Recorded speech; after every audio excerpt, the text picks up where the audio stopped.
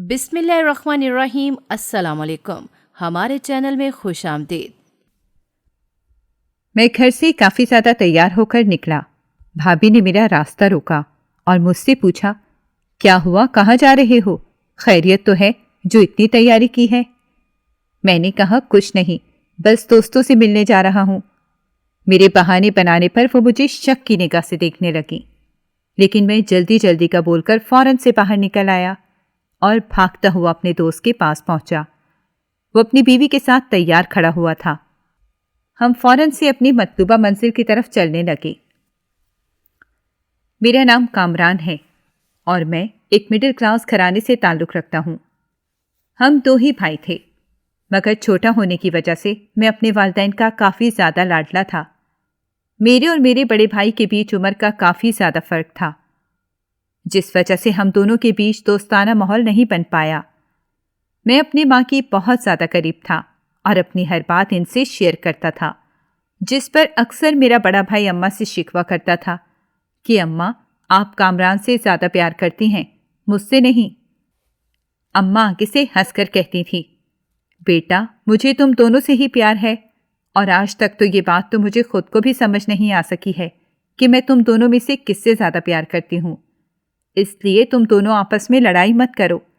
میں چاہتی ہوں کہ تم دونوں ہمیشہ ایک ساتھ رہو اور کبھی بھی ایک دوسرے سے جھگڑے وغیرہ مت کرنا۔ اماں ہمیشہ چاہتی تھی کہ ہم دونوں کے بیچ اتحاد قائم رہے اور ہم ایک دوسرے سے کبھی لڑائی نہ کریں، نہ ہی ایک دوسرے کے دلوں میں کسی طرح کی نفرت پیدا ہو۔ میں اماں سے کہتا کہ اماں، ویسے تو مجھے اپنے بھائی سے بہت ڈر لگتا ہے، آپ کو لگتا ہے کہ میں اس سے لڑائی کروں گا؟ تو اماں آگے سے ہنس دیتی تھی اور کہتی تھی کہ جب بچے بڑے ہو جاتے ہیں تو بہت سی چیزیں انہیں پسند اور ناپسند لگنے لگتی ہیں۔ بہن بھائیوں کی آپس میں لڑائیاں شروع ہو جاتی ہیں، اور وہ لڑائیاں چھوٹی چھوٹی چیزوں کے بجائے پھر بڑی بڑی باتوں پر پہنچ جاتی ہیں۔ بعض دفعہ تو وہ ساری زندگی کے لیے ایک دوسرے سے منہ موڑ لیتے ہیں۔ یہ کہتے ہوئے اماں کی آنکھوں میں آنسو آ گئے تھے۔ اماں کے ان آنسو کی اصل وجہ ان کے بڑے بھائی تھے۔ دراصل انہوں نے اماں سے کہا کہ جائیداد میں جو اماں کا حصہ بنتا ہے وہ اپنے پاس رکھیں گے۔ اماں اور ابا نے اس بات سے انکار کر دیا کیونکہ وہ اماں کا حق تھا، لیکن ماموں مان ہی نہیں رہے تھے۔ وہ اپنی بیوی کی پڑھائی ہوئی پٹیوں میں اپنی بہن کے حق کو بھول رہے تھے۔ سب نے انہیں بہت سمجھایا کہ ایسے مت کریں، آپ کے پاس اتنا زیادہ حصہ ہے تو اپنی بہن کے حصے کو کیوں ہڑپنا چاہ رہے ہیں؟ لیکن انہوں نے کسی کی بات نہیں سنی اور جھوٹے کاغذ بنوا کر اماں کے حصے کی جائیداد اپنے نام کروا لی۔ یہ بات اتنی بڑھی کہ دونوں بہن بھائیوں میں دوریاں پیدا ہو گئیں، اور میرے ماموں کو اس بات کی بالکل پرواہ نہیں تھی، اور نہ ہی آج تک انہیں اس بات کی کبھی پرواہ ہو سکی تھی کہ انہوں نے اپنی چھوٹی بہن کو کس طرح سے خود سے دور کر دیا اور بیچ میں نفرت کی ایک دیوار کھڑی کر دی ہے۔ ان کی بیوی اتنی زیادہ زبان دراز تھی کہ کوئی ان کے گھر میں آنا جانا پسند نہیں کرتا تھا، یہاں تک کہ ان کے ہمسائے بھی ان کے ہاں نہیں آتے تھے۔ میری اماں نے بھی ایک لمبے عرصے تک وہاں جانا چھوڑ دیا تھا، کیونکہ مجھے یاد ہے جب میں چھوٹا تھا تب ایک بار کچھ دن کے لیے ہم وہاں رہنے گئے تھے۔ 2-3 دن تو ہمارے سکون سے گزر گئے، لیکن میری مامی دن رات اس بات کی گردان لگائے بیٹھی رہتی تھیں کہ جب سے یہ لوگ آئے ہیں ہمارا خرچہ دگنا ہو گیا ہے۔ کبھی کیا چیز گنواتی رہتی تو کبھی کیا چیز۔ اماں کو یہ سب چیزیں بہت بری لگتی تھیں اور ان کا دل ٹوٹ کر رہ جاتا تھا۔ وہ اپنے سگے بھائی کے گھر کچھ دن رہنے جاتی تھیں اور یہ بات کسی سے برداشت نہیں ہوتی تھی، خاص طور پر میری مامی سے۔ ان کے بچے بھی ہم سے کھچے کھچے رہتے تھے، یوں لگتا تھا جیسے ہم ان کے دشمن ہیں۔ میں اگر کسی کزن سے کھیلنے کی کوشش کرتا تو ان کی ماں انہیں کھینچ کر لے جاتی۔ یوں ہمارے بیچ شروع سے ہی نفرت پیدا ہو گئی تھی۔ آگے چل کر یہ نفرت اتنی بڑھی کہ مامی نے ہم سے ہر رشتہ توڑ دیا۔ جس وقت ہم ان کے گھر رہنے گئے ہوئے تھے، ایک دن مامی کا سونے کا ہار گم ہو گیا۔ وہ شادی پر وہ ہار پہن کر گئی تھی اور واپس آئیں، اور ان کا کہنا تھا کہ انہوں نے وہ سونے کا ہار اتار کر اپنی ڈریسنگ ٹیبل کی دراز میں رکھ دیا تھا، لیکن جب صبح وہ اٹھی تو انہیں ہار کہیں پر بھی نہیں ملا۔ ہار گم ہونے کے بعد انہوں نے اماں اور مجھ پر شک کرنا شروع کر دیا، اور اسی شک میں ہمارے سامان کی تلاشی بھی لی، لیکن ہار ہمارے سامان میں سے نہیں ملا۔ مگر حیرت کی بات تھی کہ اگلے دن جس بستر پر ہم سوئے تھے اس کے اندر سے وہ ہار نکل آیا۔ میں جانتا تھا کہ میری اماں نے ہرگز بھی چوری نہیں کی ہے، کیونکہ اس رات مجھے سخت بخار تھا اور اماں پوری رات میرے سرہانے بیٹھی رہی تھیں، اور ویسے بھی اگر ایسا ہو جاتا تو بھی میں اس بات پر یقین نہیں کرتا، کیونکہ میری اماں ہرگز چوری نہیں کر سکتی تھیں۔ وہ دن ہمارے لیے بہت شرمندگی اور ذلت کا دن تھا۔ میری اماں کو ان کے بھائی نے بہت زیادہ ذلیل کیا اور کہا کہ تم نے مجھ سے جائیداد کا بدلہ لینے کے لیے میرے گھر میں آ کر چوری کرنے کی کوشش کی ہے۔ اماں رو رو کر اپنی صفائی پیش کر رہی تھیں، لیکن کوئی بھی ان کی بات نہیں سن رہا تھا، اور مامی تو اماں کو بہت زیادہ باتیں سنا رہی تھیں۔ انہوں نے اماں اور مجھے سامان سمیت گھر سے باہر نکال دیا۔ اتنی ذلت پر تو کوئی بھی یہاں ٹھہرنا گوارا نہ کرتا۔ اماں نے فوراً سے ابا کو کال کیا اور انہیں کہا کہ مجھے آ کر لے جائیں۔ ابا کو جب سارا ماجرا پتہ چلا تو انہوں نے ماموں سے بہت بحث کی۔ بہرحال یوں وہ آخری بار تھا جب ہم ماموں کے گھر رہنے کے لیے گئے تھے یا ان سے ہماری بات چیت ہوئی تھی۔ اس دن کے بعد سے ہماری بات چیت ہونا بالکل ختم ہو گئی تھی۔ نہ وہ ہمیں کال کرتے تھے، نہ ہماری طرف سے کوئی کال وغیرہ جاتی تھی، لیکن اماں اکثر انہیں یاد کیا کرتی تھیں کیونکہ ان کے بڑے بھائی تھے۔ کبھی کبھی کسی خاندانی تقریب میں ہمارا ان سے آمنا سامنا ہو جاتا تھا، لیکن تب بھی وہ لوگ ہم سے منہ پھیر لیتے تھے۔ اسی لیے اماں مجھے ہمیشہ سمجھاتی تھیں کہ اپنے بھائی سے ہمیشہ بنا کر رکھنا، اس سے دور مت ہونا، اور اماں کی اس بات کو میں نے آنے والی زندگی میں اپنے پلے باندھ کر رکھ لیا۔ میں نے کبھی نہیں سوچا تھا کہ ہماری سیدھی چلتی زندگی میں کئی نشیب و فراز آئیں گے اور زندگی بہت ہی مشکل ہو جائے گی اور ہمیں ایک ایسے دہانے پر لے جائے گی جہاں ہمارے دلوں میں نفرتیں پیدا ہونا شروع ہو جائیں گی۔ یہ سب باتیں سننا اور پڑھنا تو بہت آسان ہے، لیکن اس سب سے گزرنا بہت ہی مشکل۔ مجھے اس بات کا اچھے سے اندازہ ہے کیونکہ میں ان سب چیزوں سے گزرا تھا۔ رشتے انسان کے لیے بہت زیادہ معنی رکھتے ہیں، اور اگر وہی ہم سے دور ہو جائیں تو انسان کا جیسے ایک حصہ ہی گم ہو جاتا ہے۔ وہ خوش رہ کر بھی ناخوش رہتا ہے اور ایک کمی سی ہمیشہ کھلتی رہتی ہے۔ ویسے بھی زندگی اتنی لمبی اور اتنی کٹھن ہوتی ہے کہ اس کی مشکلات سے لڑنے کے لیے ہمیں کسی نہ کسی کا پرخلوص ساتھ ضرور چاہیے ہوتا ہے، اور جو انسان یہ کہتے ہیں کہ ہم کسی پر بھروسہ نہیں کرتے یا کسی پر بھروسہ نہیں کرنا چاہتے، تو ان کے لیے بس میں یہی کہوں گا کہ اگر ہمیں انسانوں کی بستی میں رہنا ہے تو ہمیں ایک دوسرے کے اوپر بھروسہ کر کے رہنا پڑے گا۔ بھروسہ کرنا ہماری مجبوری ہے، لیکن آج کل کے دور میں ہر کوئی دوسرے کا بھروسہ توڑ دیتا ہے۔ کوئی اس بات کی پرواہ نہیں کرتا کہ سامنے والے نے اس کے لیے کیا کچھ کیا ہے۔ جب بھی موقع ملتا ہے سب فائدہ اٹھاتے ہیں اور اگلے انسان کا بھروسہ توڑ دیتے ہیں۔ اور میں تو ایسا انسان تھا جس کا بھروسہ ٹوٹ جائے تو وہ دوبارہ کبھی اس شخص پر بھروسہ کرنے کی غلطی نہیں کرتا۔ میں اپنے گھر میں چھوٹا تھا تو شروع سے ہی بہت زیادہ حساس بھی تھا۔ اماں نے بہت لاڈ پیار سے مجھے رکھا تھا، لیکن اتنا ہی زندگی کی سختیوں نے مجھے رگیدا تھا۔ میں کالج پڑھنے کے لیے جاتا تھا۔ پڑھائی کرنے کا اتنا زیادہ شوق تو نہیں تھا، لیکن اماں کے کہنے پر میں نے کالج میں داخلہ لے لیا تھا۔ وہ چاہتی تھی کہ میں انجینئر بنوں، اور اماں کی اس خواہش کو پورا کرنے کے لیے میں نے انجینئرنگ میں FSc کرنے کا سوچا تھا۔ میں جس کالج میں پڑھتا تھا وہاں لڑکیاں اور لڑکے دونوں آتے تھے۔ شروع سے ہی اماں نے مجھے سمجھا دیا تھا کہ لڑکیوں سے زیادہ فری مت ہونا اور نہ ہی غلط لڑکوں کے ساتھ اٹھنا بیٹھنا۔ مجھے ویسے بھی لڑکیوں سے زیادہ بات چیت کرنا پسند نہیں تھا۔ شام کے وقت میں گلی کے لڑکوں کے ساتھ کرکٹ کھیلنے پاس کے میدان میں چلا جاتا تھا اور مغرب سے تھوڑا پہلے گھر آ جاتا تھا، کیونکہ اماں کہتی تھیں کہ مغرب کے بعد باہر مت رکا کرو، یہ وقت جنات کے باہر آنے کا ہوتا ہے، اس لیے بہتر ہے کہ احتیاط کی جائے۔ میں گھر آتا تو کچھ دیر بعد ابا اور بھائی بھی آ جاتے تھے۔ بھائی اس وقت یونیورسٹی میں پڑھتے تھے اور شام کے وقت کوچنگ میں پڑھاتے تھے۔ انہیں پڑھائی کرنے کا بہت زیادہ شوق تھا۔ کچھ ہی عرصے میں ان کی یونیورسٹی ختم ہونے والی تھی، تو اماں ابا چاہتے تھے کہ وہ کسی دفتر میں اچھی نوکری کرنا شروع کر دیں، پھر ان کی شادی کر دی جائے گی۔ اماں خاندان میں ان کے لیے رشتہ بھی ڈھونڈ رہی تھیں، لیکن بھائی کو کوئی پسند ہی نہیں آتا تھا۔ خاندان سے باہر بھی اماں نے بہت رشتے دکھائے، لیکن انہوں نے نہ کر دی۔ ان کا کہنا تھا کہ اتنی جلدی کیا ہے میری شادی کرنے کی۔ اماں آگے سے کہتی کہ یہی عمر ہوتی ہے شادی کی، میں زیادہ انتظار نہیں کروں گی، بس اسی سال تمہاری شادی کر دوں گی۔ اور اماں نے اپنی کر کے دکھائی۔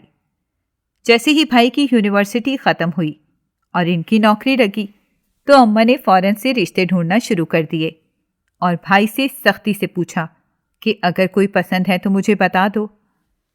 اماں کے بار بار پوچھنے پر بھائی نے اس کا نام لیا۔ اس نے ہم سب کے منہ پر تالے لگا دیے۔ ہم سب حیرت سے بھائی کا منہ تک رہے تھے کہ ایسا کب ہوا؟ میں نے بھائی سے کہا کہ آپ کو پتا ہے آپ کیا کہہ رہے ہیں؟ ایسا پہلی بار ہو رہا تھا۔ میں بھائی سے اس طرح بات کر رہا تھا۔ انہوں نے مجھے ڈانٹ کر چپ کروا دیا، لیکن میں کیا کرتا، انہوں نے بات ہی ایسی کی تھی۔ جس لڑکی کا نام انہوں نے میرے سامنے رکھا تھا وہ ہمارے اسی ماموں کی بیٹی تھی جنہوں نے اماں کو ذلیل کر کے گھر سے نکالا تھا۔ حالانکہ عرصے سے ہمارا ان سے کچھ ملنا جلنا نہیں تھا، تو مجھے سمجھ نہیں آ رہی تھی کہ بھائی کو آخر کہاں ملی اور بھائی نے انہیں کیسے پسند کیا۔ جب اس بارے میں بھائی سے بات کی گئی تو انہوں نے ہمیں بتایا کہ ہم دونوں ایک ہی یونیورسٹی میں ایک ہی کلاس میں پڑھتے ہیں۔ یہ ایک اتفاق تھا، لیکن گھر والوں کی دشمنی کو پیچھے چھوڑ کر ہم نے آپس میں محبت بڑھانے کا سوچا اور ہم دونوں ایک دوسرے کو پسند کرتے ہیں۔ میں جانتا ہوں کہ یہ رشتہ لے کر جانا بہت ہی مشکل ہے اور اسے بھی پتا ہے، اس کے گھر والے بھی بہت ہی مشکل سے اسے قبول کریں گے، لیکن اگر یہ رشتہ ہو جاتا ہے تو دونوں طرف کے جھگڑے ہی ختم ہو جائیں گے۔ بھائی کے کہنے پر مجھے وہ لڑکی یاد آ گئی۔ میں نے اپنے بچپن میں دیکھا تھا۔ وہ بہت ہی اکھڑ مزاج کی تھی، بالکل مامی کی کاپی۔ پتہ نہیں بھائی کو اس میں کیا نظر آ گیا تھا۔ مجھے تو ابھی سے وہ ناپسند لگ رہی تھی۔ بہرحال وہ بھائی کی پسند تھی تو ہم سب کو ہاں کرنا ہی پڑی، کیونکہ اماں بھائی کو اداس نہیں دیکھ سکتی تھی۔ اتنے سالوں کی ناراضگی اور غصہ سائڈ پر رکھ کر اماں ابا بھائی کی خاطر ان کے گھر چلے گئے۔ آگے جب ان کی بیٹی نے اپنے گھر پر بات کی تو انہیں بھی بہت زیادہ غصہ آیا، لیکن بات یہاں پر اپنی اولاد کی آ رہی تھی، اسی لیے سب نے اس کڑوے گھونٹ کو اپنے حلق سے اتار لیا، کیونکہ اس کے علاوہ کوئی دوسرا راستہ بچا ہی نہیں تھا۔ دونوں ضد کر رہے تھے کہ ہم ایک دوسرے سے شادی کرنی ہے، نہیں تو ہم بنا بتائے شادی کر لیں گے۔ اس دھمکی پر سب بڑے مان گئے اور نہ چاہتے ہوئے بھی اس رشتے کو جوڑ دیا گیا۔ کچھ عرصے بعد بھائی کی شادی طے کر دی گئی۔ اس دوران کئی بار ہمیں ماموں لوگوں کے گھر جانا پڑا۔ ہمیں دیکھ کر مامی ہمیشہ کی طرح منہ بنانے لگیں۔ مجھے اور بھائی کو یہ لگ رہا تھا کہ اس رشتے سے دونوں خاندانوں کے بیچ موجود برف پگھل جائے گی، لیکن بعد میں آنے والے وقت نے یہ ثابت کر دیا کہ یہ صرف ہماری خام خیالی تھی اور کچھ نہیں۔ شادی کی تاریخ فکس ہوئی تو گھر بھر میں شادی کی تیاریاں شروع ہو گئیں۔ ہم پورے دل سے شادی کی تیاریاں کر رہے تھے۔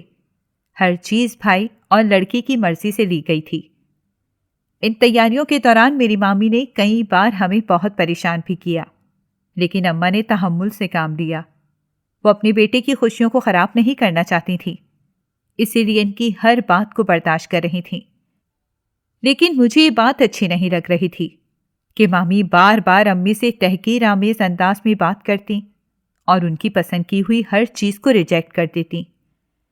ایک دو بار میں نے انہیں اس بات سے ٹوکا بھی تو انہوں نے آگے سے مجھے خاموش کروا دیا اور کہا کہ تم ابھی چھوٹے ہو، تمہیں ہماری روایات کے بارے میں کیا پتا۔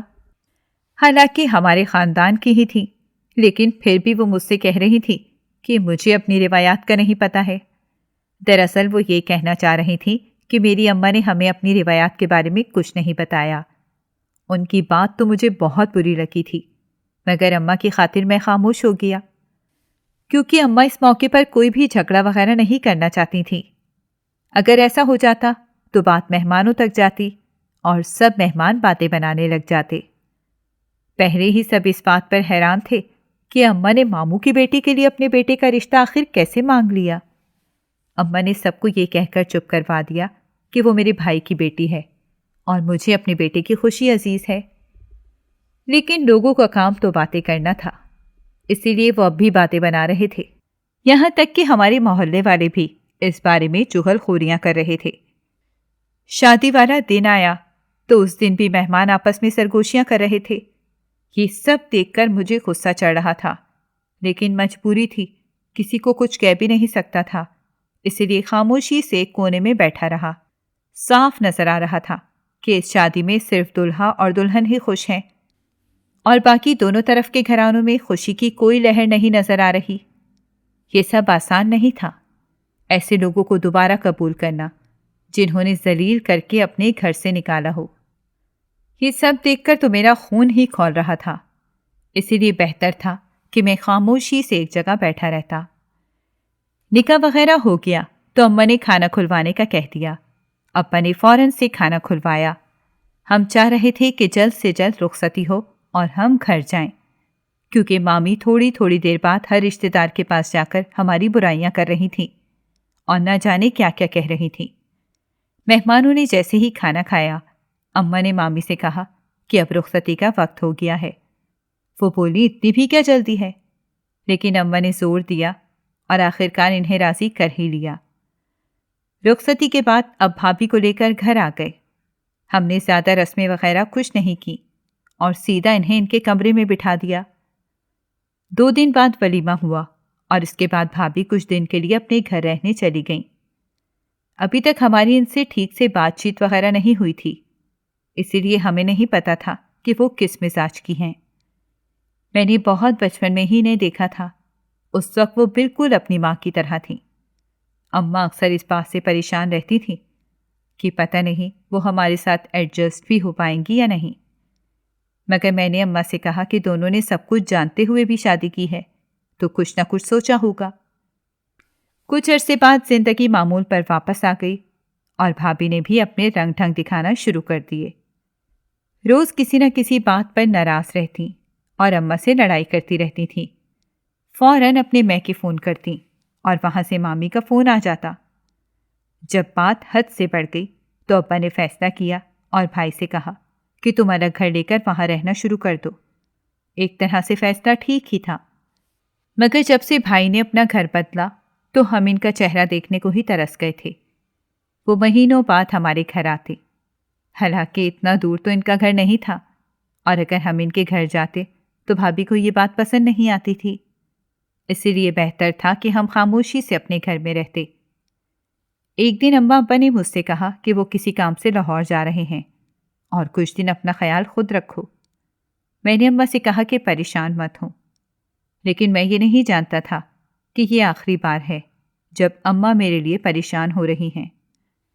अम्मा अब्बा जब लाहौर के लिए निकले तो मोटरवे पर अचानक से इनकी गाड़ी एक बड़े ट्रक से टकरा गई और मौके पर दोनों की वफात हो गई।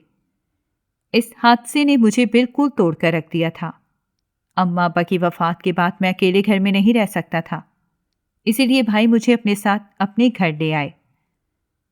भाभी ने बहुत ज़्यादा बातें की, लेकिन उन्होंने भाभी को चुप करवा दिया।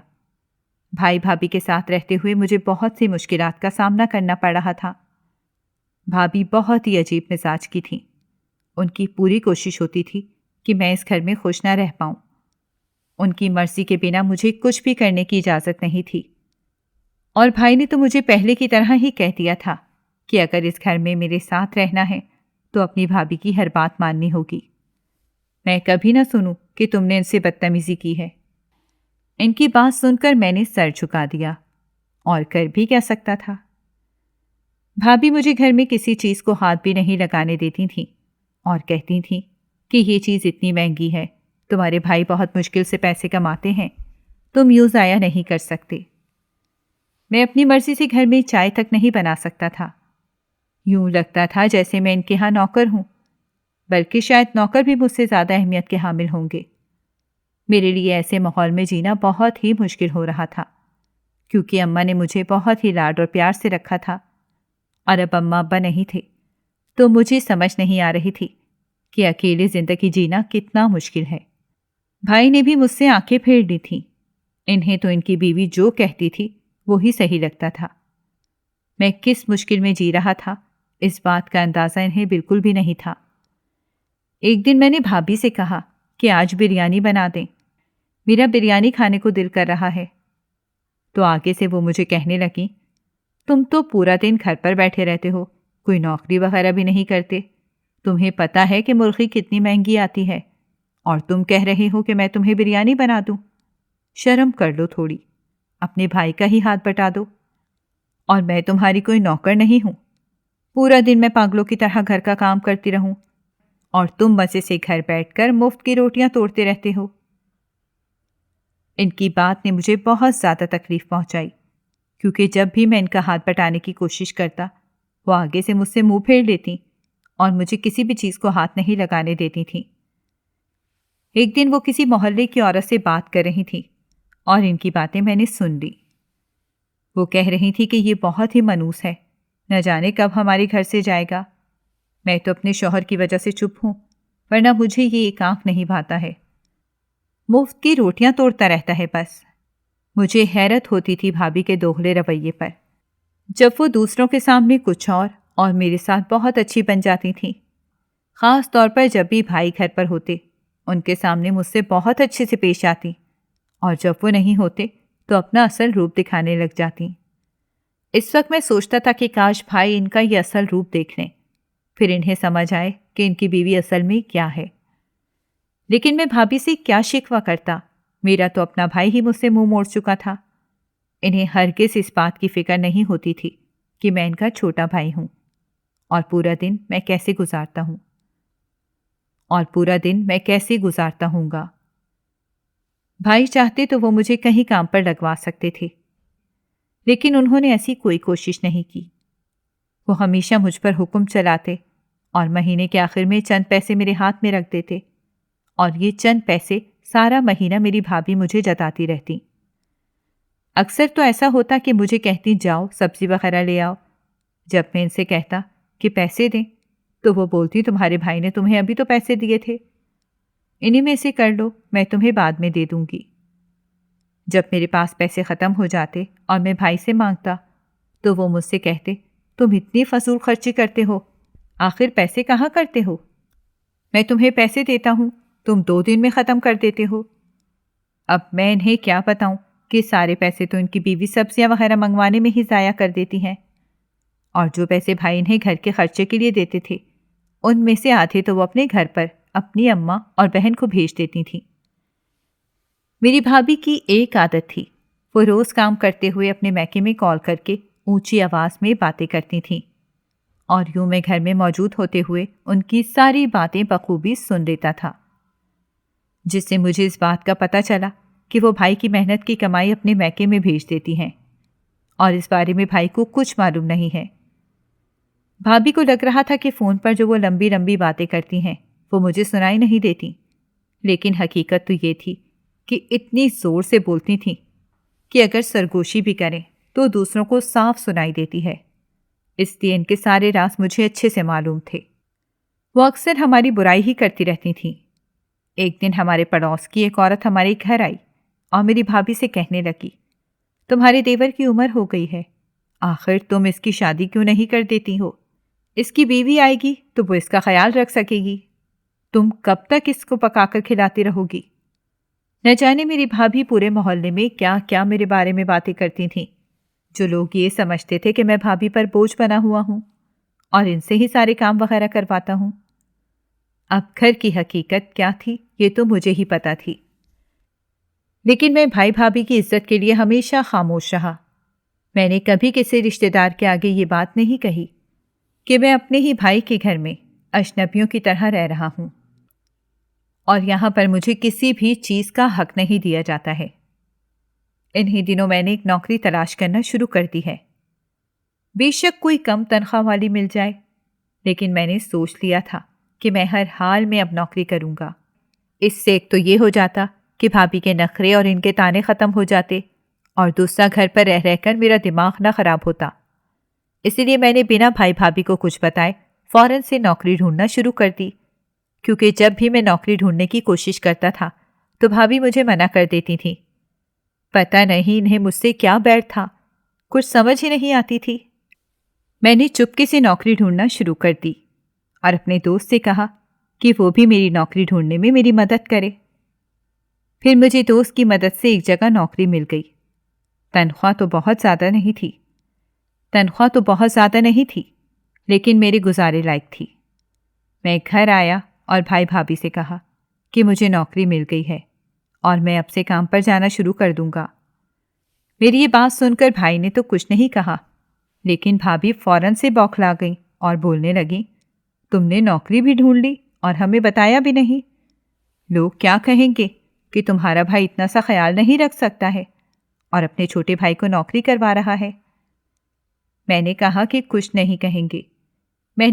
لوگ کچھ نہیں کہیں گے۔ اگر میں گھر پہ نکما بیٹھا رہا تو لوگ ضرور کہیں گے کہ بھائی کی کمائی کھا رہا ہے۔ میں نے پہلی بار اپنے حق کے لیے لڑائی لڑی تھی۔ مجھے برا بھی لگ رہا تھا کہ میں ان سے ایسے بات کی ہے۔ لیکن اگر اس وقت میں نے برا مان لیا اور اپنے لیے کھڑا نہ ہوا تو ساری زندگی مجھے ان کی غلامی ہی کرنی پڑے گی۔ میں نے خود کو سمجھانا شروع کیا کہ غلط کے آگے نہیں جھکنا چاہیے۔ ہماری زندگی بھی ہمارے لیے کوئی معنی رکھتی ہے اور ہمیں وہ پوری طرح جینی چاہیے۔ میری نوکری لگ گئی تو آس پاس کے لوگوں نے بھابھی سے یہ کہنا شروع کر دیا کہ اب اس کی شادی کر دو، اب تو یہ کمانا بھی شروع ہو گیا ہے، اپنی بیوی کو کم از کم کھلا تو سکتا ہے۔ لیکن بھابھی سب کی بات ٹال دیتی، یہاں تک کہ ایک بار بھائی نے بھی یہی بات کی، لیکن بھابھی تھیں کہ وہ کہیں بھی میرا رشتہ نہیں ہونے دے رہی تھیں، حالانکہ مجھ میں کوئی کمی نہیں تھی، اچھا خاصا تھا میں، اور لوگ اپنی بیٹی مجھے دینے کو تیار بھی تھے، مگر میری بھابھی ہمیشہ منع کر دیتی۔ مجھے ان کی اس حرکت کی کوئی وجہ سمجھ میں نہیں آتی تھی۔ میری عمر بڑھتی جا رہی تھی، یہاں تک کہ میں 30 سال کا ہو چکا تھا۔ ایک بار میں نے بھابھی سے خود کہا، اب میں شادی کرنا چاہتا ہوں اور اپنی فیملی بنانا چاہتا ہوں، کب تک میں آپ کے اوپر بوجھ بن کے رہوں گا؟ میری بات سن کر وہ بولی، تم مجھ پر کوئی بوجھ نہیں ہو اور تمہارے کام میں کر سکتی ہوں، کیا ضرورت ہے کسی اور لڑکی کو گھر پہ لانے کی؟ نہ جانے وہ کیا کیا بہانے بنانے لگے۔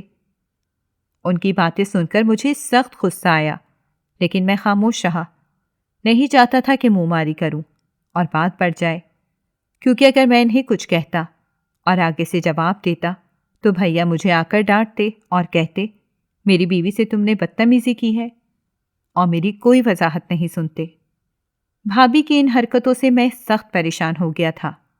جب مجھے سمجھ نہیں آیا کہ وہ آخر کیوں میری شادی نہیں کرنا چاہ رہی، تو میں نے سوچا کہ میں خود ہی اپنی شادی کر لیتا ہوں۔ یہ آئیڈیا مجھے میرے دوست نے دیا تھا۔ ایک دن بیٹھا میں اس سے باتیں کر رہا تھا۔ اس کی کئی سالوں سے شادی ہو چکی تھی اور اس کے بچے بھی تھے۔ اس نے مجھ سے کہا کہ تم آخر کب شادی کرو گے؟ وہ تو مجھ سے مذاق میں ہی پوچھ رہا تھا، لیکن میں سنجیدہ ہو گیا اور میں نے اسے ساری بات بتا دی کہ مجھے لوگ اپنی بیٹی دینے کو تیار ہیں، لیکن میری بھابھی ہیں کہ وہ کسی بھی رشتے پر مانتی نہیں ہیں۔ ان کا کہنا ہے کہ ابھی شادی نہیں کرنی ہے، وہ نہ جانے کیسے کیسے بہانے بناتی رہتی ہیں۔ تو میرے دوست نے کہا کہ ان عورتوں کے دماغ بھی عجیب ہی ہوتے ہیں، وہ ہرگز نہیں چاہتی ہوگی کہ تمہاری شادی ہو اور ایک نئی لڑکی اس گھر میں آئے، کیونکہ یوں اس طرح ان کی راجدھانی 2 حصوں میں بٹ جائے گی۔ لیکن آخر تم کب تک کنوارے رہو گے؟ ایک نہ ایک دن تو تمہیں شادی کرنی ہی ہے، بلکہ میں تو تمہیں مشورہ دوں گا کہ تم اپنی بھابھی اور بھائی کے آسرے پر بیٹھے رہنے کے بجائے خود ہی شادی کر لو۔ اس کے بات پر میں چونک گیا اور اس سے کہا، میں خود سے شادی کیسے کر سکتا ہوں؟ دوست بولا، کوئی مشکل کام نہیں ہے، میں تمہاری مدد کروں گا۔ اب ہمیں لڑکی ڈھونڈنی ہے جس سے تمہاری شادی کی جا سکے۔ میں نے کہا کہ لڑکی کہاں سے ملے گی؟ اور ہم خود سے رشتہ مانگنے گئے تو کوئی اپنی لڑکی ہمیں کیوں دے گا؟ دوست بولا، پریشان مت ہو، کوئی نہ کوئی تو مل ہی جائے گی، ہم ڈھونڈتے ہیں۔ یوں ہم نے بنا کسی کو بتائے ایک اچھی لڑکی کی تلاش کرنا شروع کر دی۔ ایک دن میرے دوست نے مجھ سے کہا کہ تمہارے محلے میں جو ایک بیوہ عورت رہتی ہے، اس کی بھی تو ایک بیٹی ہے اور ان کے سر پر کوئی مرد نہیں ہے، اگر تم ان کا سہارا بن جاؤ تو کتنا اچھا رہے گا۔ اس کی بات میں دم تھا، لیکن میں اس لڑکی کو اور اس کی ماں کو ہرگز نہیں جانتا تھا، لیکن دوست نے کہا کہ ہم ان سے ایک بار جا کر مل لیتے ہیں۔ میں نے سنا ہے کہ اس لڑکی کے رشتہ دار ہیں، اس کو اور اس کی ماں کو بہت زیادہ دھمکیاں دیتے ہیں۔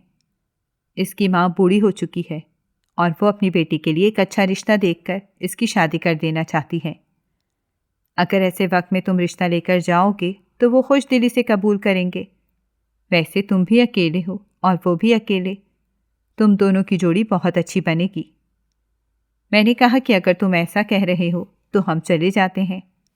وہ ٹھیک ہے، ہم اکیلے نہیں جائیں گے، میں اپنی بیوی کو ساتھ لے کر آؤں گا، کسی عورت کا ہونا ضروری ہے۔ میرا دوست میرے لیے اتنا کر رہا تھا اور میرا سگا بھائی ہی مجھ سے منہ موڑے بیٹھا تھا۔ یہ میرے لیے بہت تکلیف والی بات تھی، لیکن صبر کے علاوہ کیا کیا جا سکتا تھا؟ میں نے تو اپنی طرف سے ہر ممکن کوشش کر کے دیکھ لی تھی، لیکن یہ برف تھی کہ پگھل ہی نہیں رہی تھی۔ اگلے ہفتے چھٹی والے دن میں تیار ہو کر گھر سے باہر نکلنے لگا۔ بھابھی نے مجھے اتنا تیار ہو کر باہر جاتا دیکھا تو مجھ سے کہنے لگی، کیا ہوا، کہاں جا رہے ہو؟ ان کی بات سن کر میں گھبرا گیا، کیونکہ اگر میں نے سچ بتا دیتا تو وہ ہرگز بھی مجھے باہر جانے نہیں دیتے اور ایک ہنگامہ کھڑا کر دیتی۔ اسی لیے میں نے ان سے بہانہ بنایا کہ میں ایک دوست سے ملنے جا رہا ہوں، تو وہ مجھ سے پوچھ گچھ کرنے لگ گئیں کہ کون سا دوست اور کیوں ملنے جا رہے ہو۔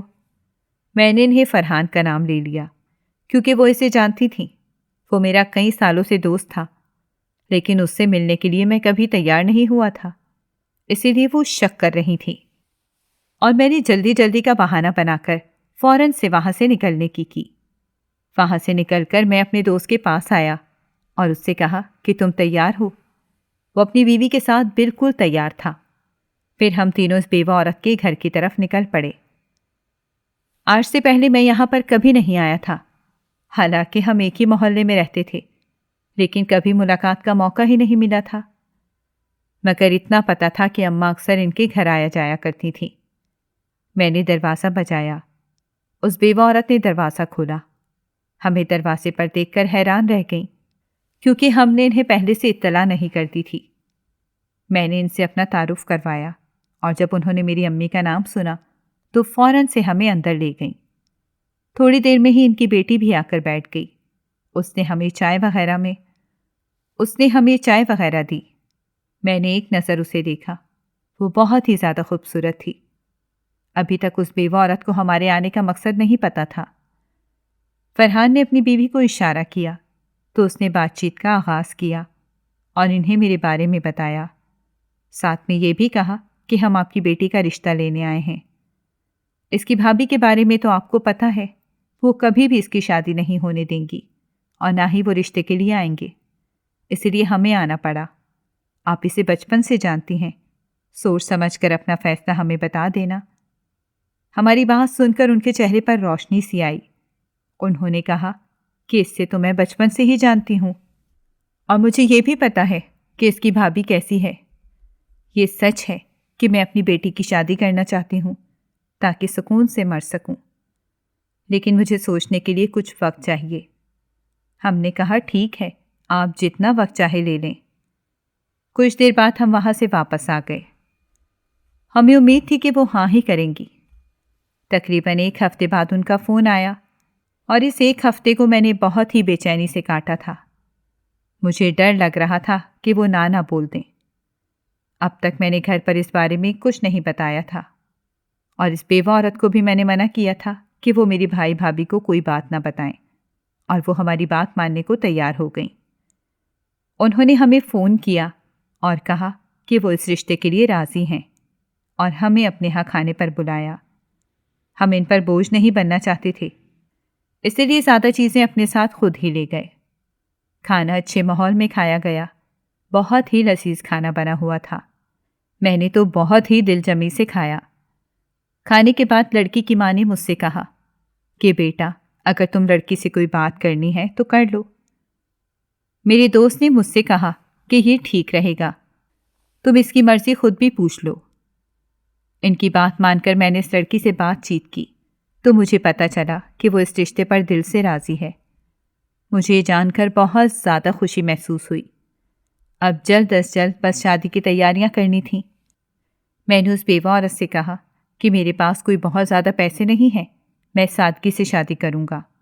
تو آگے سے وہ کہنے لگی، ہمیں پیسوں کی ضرورت نہیں ہے، بس تمہاری خودداری کی ضرورت ہے۔ میں اپنی بیٹی تمہیں امانت کے طور پر دوں گی، تم نے اس کی حفاظت کرنی ہے اور ہمیشہ اسے خوش رکھنا ہے۔ اس نے زندگی میں بہت مشکلات دیکھی ہیں، تمہارے بھی ماں باپ نہیں ہیں، تم اس بات کا مطلب اچھے سے سمجھ سکتے ہو۔ میں واقعی میں ان کی بات کا مطلب سمجھ رہا تھا۔ میں نے انہیں تسلی دی کہ میں آپ کی بیٹی کو کبھی بھی ناخوش نہیں ہونے دوں گا، اور معمولی تلخ کلامی تو ہر رشتے میں چلتی ہی رہتی ہے، بے شک وہ میاں بیوی کا رشتہ ہو یا بہن بھائیوں کا یا ماں باپ اور اولاد کا۔ ہر رشتے میں تلخیاں ہوتی ہیں تھوڑی بہت، لیکن انہیں سلجھا کر اچھے سے آگے بڑھنا ہی زندگی کا نام ہے۔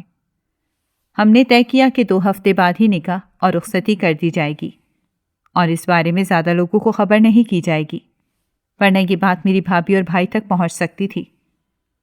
میں نے چپ کر کے اپنے دوست فرحان اور اس کی بیوی کے ساتھ مل کر شادی کی تیاریاں کرنا شروع کر دیں۔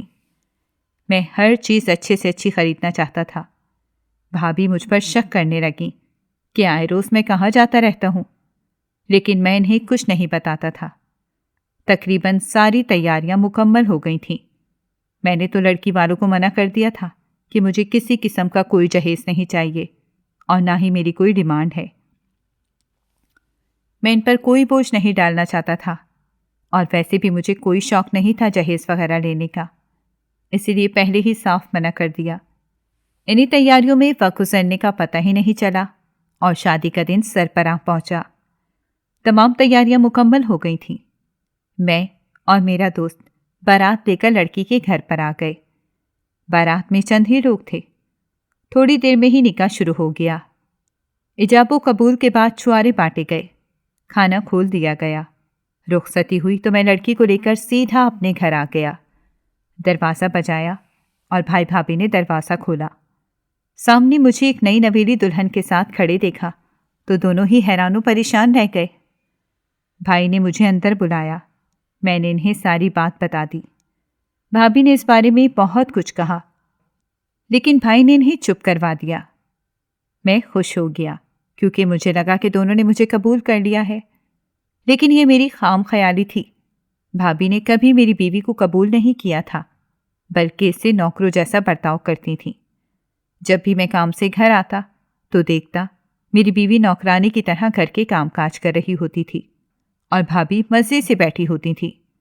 وہ اس پر حکم چلاتی اور اسے اپنے سامنے کچھ بھی نہیں بولنے دیتی تھیں۔ میں اس صورتحال سے بہت زیادہ پریشان تھا، لیکن مجھے کوئی حل سمجھ نہیں آ رہا تھا۔ ایک دن میں کام سے واپس آیا اور انہی سوچوں میں الجھا ہوا تھا، تب بھی میری نظر سامنے صحن پر پڑی تو یہ دیکھ کر میں حیران رہ گیا کہ میری بیوی سامنے چارپائی پر بیٹھی ہوئی تھی اور میری بھابھی بھاگ بھاگ کر اس کی خدمت وغیرہ کر رہی تھی۔ یہ منظر میرے لیے بہت زیادہ حیران کن تھا۔ میں نے بھابھی سے کہا، یہ خیریت تو ہے؟ وہ بولی، تمہاری بیوی تو بہت زیادہ قسمت والی ہے، اب تک میری اولاد نہیں ہو رہی تھی۔ اس نے مجھے ایک وظیفہ بتایا اور کچھ تعویذ دیے جس سے میں امید سے ہو گئی ہوں۔ میں نے حیرت سے اپنی بیوی کی طرف دیکھا۔ مجھے آج تک یہ پتہ نہیں چل سکا کہ اسے یہ سب بھی آتا ہے۔ یہ ایک راز تھا اور اس راز کو جاننے کے لیے میں بھاگتے ہوئے اپنے کمرے میں گیا، کیونکہ اکثر میں نے دیکھا تھا کہ وہ ایک کالے رنگ کی تھیلی اپنے پاس چھپا کر رکھتی تھی۔ میں نے فوراً سے جا کر اس تھیلی کو دیکھا تو یہ دیکھ کر حیران رہ گیا کہ اس کے اندر تو بہت سے تعویذ وغیرہ پڑے ہوئے تھے۔ میری بیوی اصل میں ایک پیرنی تھی جو لوگوں کو تعویذ وغیرہ دیتی تھی۔ میں حیران رہ گیا کیونکہ مجھے یہ کام پسند نہیں تھے اور نہ ہی میں ایسی چیزوں پر یقین رکھتا تھا۔ میں نے اسے بہت سمجھایا لیکن اس نے میری بات نہیں مانی۔ ایک دن میں نے تمام تعویذ وغیرہ جلا دیے جس پر وہ مجھ سے بہت زیادہ ناراض رہی، لیکن کچھ دن بعد میں نے اسے منا لیا اور اسے سمجھایا کہ یہ سب کام نہیں کرنے چاہیے۔ ہماری زندگی، موت، صحت، تندرستی سب اللہ تعالیٰ کے ہاتھ میں ہے۔ میرے سمجھانے پر وہ سمجھ گئی۔ وہ ایک اچھی شریک حیات تھی، اس میں کوئی اور خامی نہیں تھی، اسی لیے میں نے اسے منع کر دیا اور یوں میں نے اپنی زندگی خوشی خوشی گزارنا شروع کر دی۔ ناظرین، اگر آپ کو ہماری کہانی اچھی لگی ہے تو ویڈیو کو لائک کریں، شیئر کریں اور ہمارے چینل کو سبسکرائب کریں۔ اگلی ویڈیو تک اجازت دیں۔ اللہ حافظ۔